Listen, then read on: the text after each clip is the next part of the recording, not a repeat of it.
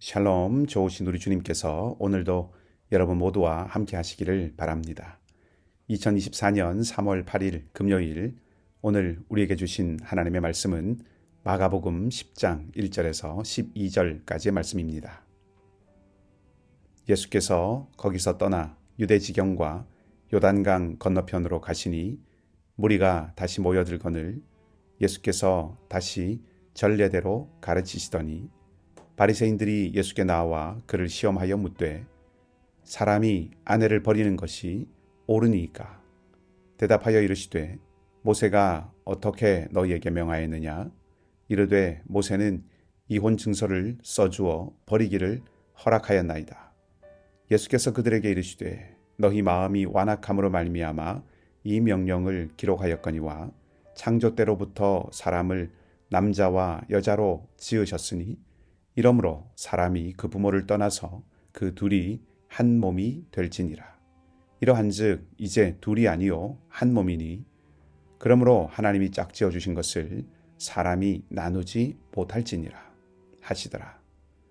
집에서 제자들이 다시 이 일을 물으니 이르시되 누구든지 그 아내를 버리고 다른 데에 장가드는 자는 본처에게 간음을 행함이요 또 아내가 남편을 버리고 다른 데로 시집가면 간음을 행함이니라. 아멘.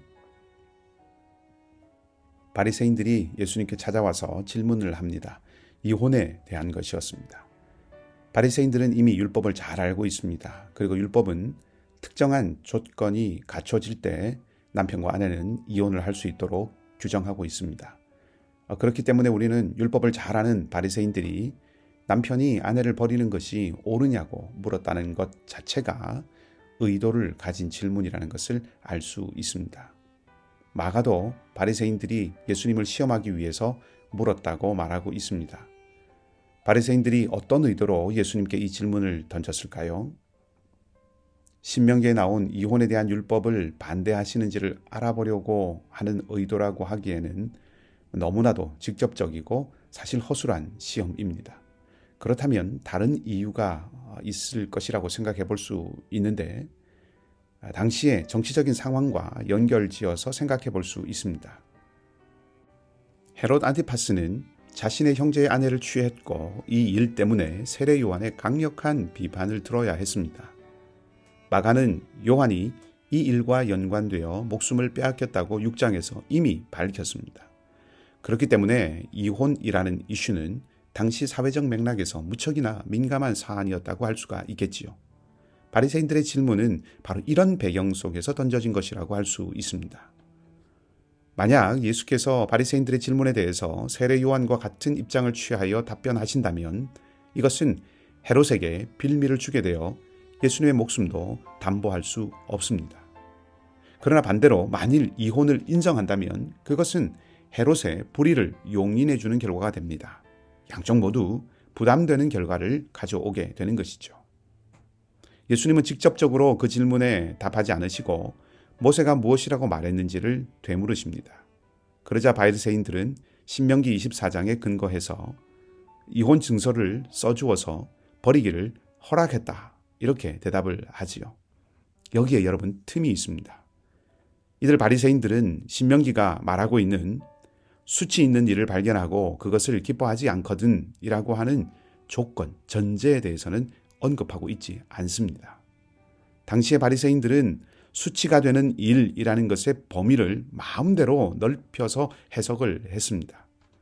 모세가 이혼을 허용할 수밖에 없었던 근거와 명분을 살펴보는 것 대신에 자신들의 편의를 위해서 내린 결정을 위한 합법적인 근거로 그 율법을 삼았다는 것이죠. 예수님은 이런 그들의 의도를 간파하고 되물으신 것입니다. 바리새인들의 답변을 들은 예수님의 말씀이 5절 이하에 나옵니다. 5절 말씀을 제가 읽어드리겠습니다.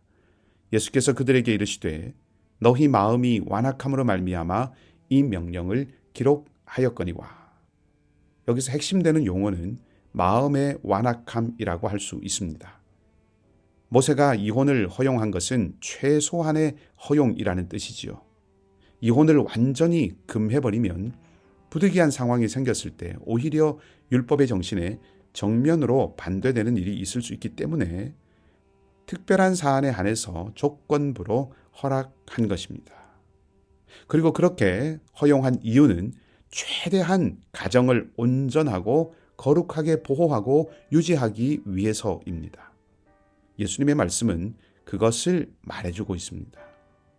최소한의 허용을 최대한 활용하는 것으로 바꾸면 폐해가 생기기 마련입니다. 그리고 그 피해는 고스란히 약자들에게 돌아갑니다.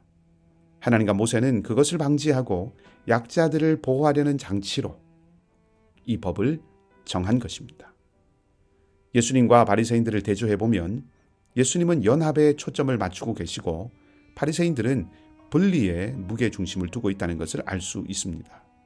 그리고 예수님은 하나님이 하나 되게 만드신 것, 그것을 사람들의 완악함이 둘로 나누고 있다는 것을 말씀하고 계십니다. 하나 되게 하고 둘로 나누는 주체가 하나님과 인간으로 대조되고 있습니다. 이혼이 결코 허락될 수 없는 일은 아니지만 하나님이 세우신 법은 하나됨을 지향하고 추구하는 데 온 힘을 쏟아야 한다는 것을 생각하게 합니다. 그리고 그 하나됨은 완악함을 버리는 것으로 추구될 수 있습니다. 완악함이란 인간 내면의 죄성이라고 할 수 있고, 죄성의 중심에는 자기 자신, 자기 중심성, 이런 것들이 들어있다고 할 수 있습니다. 즉, 자기 추구가 하나됨을 깨트리는 가장 위협적인 요소라고 할 수 있는 것이죠.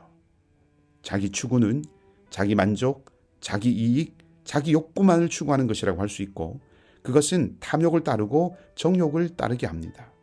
자기 뜻대로 하기를 고집하고 상대에게 신의와 충성을 보이지 않는 것이죠. 두 사람의 연합은 서로에 대한 진실된 사랑 안에서 신의를 지키고 충성하는 것으로 이룰 수 있습니다. 예수님의 가르침은 자기 눈에 옳은 대로 결합하려 해서도 안 되고 자기만의 행복을 위해서 나눠줘서도 안 된다는 것을 새삼 생각하게 합니다. 더 큰 악을 막기 위해서 결코 돌이키지 않는 상대와 결별하는 것을 제외하고는 삼위일체로 하나됨을 이루시고 온전한 교제 안에 머무시는 하나님을 닮아 하나됨을 힘써 지키는 것이 우리의 기본 방향이고 지향이어야 할 것입니다. 결혼과 가정뿐 아니라 확대하여 공동체와 모든 관계들이 그러합니다. 우리 안에서 완악함을 버리고 사랑과 신의와 충성으로 하나됨을 이루어가는 기쁨이 이어지는 오늘 하루가 되기를 바라고요. 성령께서 여러분 모두를 더욱 사랑으로 하나 되게 하시는 은총을 베푸시기를 바라고, 그래서 여러분의 가정이 오늘도 날마다 주님의 사랑으로 더욱 견고해지는 놀라운 복이 넘치기를 주님의 이름으로 축복합니다.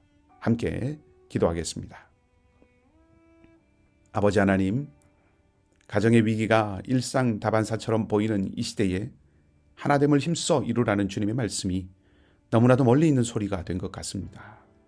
하지만 우리가 그 음성을 듣기를 원합니다. 우리의 완악함, 자기를 부인하지 못하고 탐욕과 정욕을 쫓아 그 안에서 만족하려는 어리석음을 버릴 수 있는 은혜를 주시기를 원합니다. 그래서 굳건하고 견고한 가정과 공동체를 이루어갈 수 있게 하여 주시옵소서. 신의와 충성이 살아있는 관계가 되게 하시고 홀로가 아닌 함께가 얼마나 큰 힘과 위로가 되는지, 얼마나 큰 안정감과 담대함을 주는지를 누리며 살아갈 수 있게 하여 주시옵소서. 주님, 우리 중에 연약한 이들을 기억하여 주셔서 힘을 주시고 능력을 주시며 일어설 수 있게 하여 주시기를 원하오니 성령께서 역사하여 주시옵소서. 함께 하실 주님을 기대하며 좋으신 주님 예수 그리스도 이름으로 기도하옵나이다. 아멘. 오늘도 평강의 주님과 동행하는 복된 하루가 되시기를 우리 좋으신 주님의 이름으로 다시 한번 축복합니다.